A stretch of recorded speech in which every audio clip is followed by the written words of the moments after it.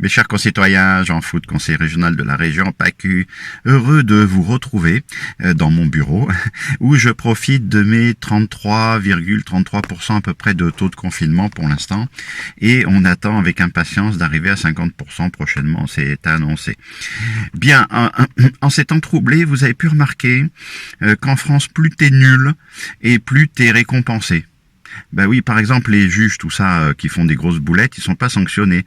On les envoie dans des endroits bizarres, tout ça, avec des gros salaires, des promotions pour qu'ils ferment leur gueule. Alors c'est pareil un peu pour la police, enfin tous ces services de l'État. Et alors vous avez aussi les politiques. Alors les politiques, ils font des grosses boulettes, ils fraudent tout ça, puis personne n'en veut. Alors ils disparaissent. Ils vont dans des endroits inconnus, on leur crée des commissions, des centres d'études, machin, où ils sont payés grassement tous les mois pour rien, mais pour qu'ils ferment leur gueule. Alors des fois, ils continuent à l'ouvrir, hein, oui, mais bon, ça c'est un autre débat.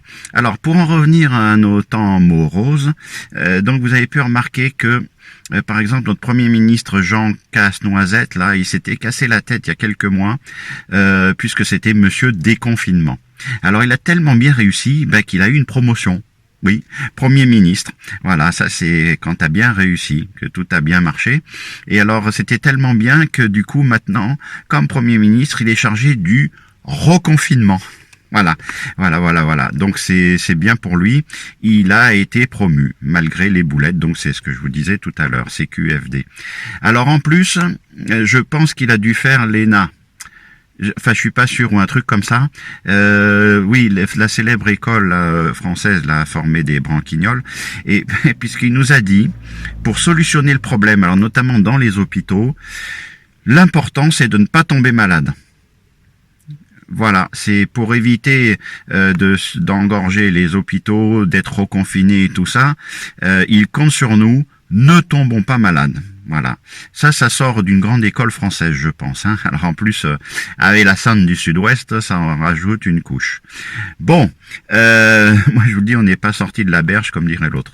Alors moi, par contre, non, un côté positif, c'est que moi je me rends compte que la nullité en France amène à de hauts postes à responsabilité où on gagne beaucoup d'argent. Alors moi ça me rassure. Parce que mon avenir est tout tracé grâce à vous, surtout, parce que je vous rappelle quand même que vive la République et vive moi.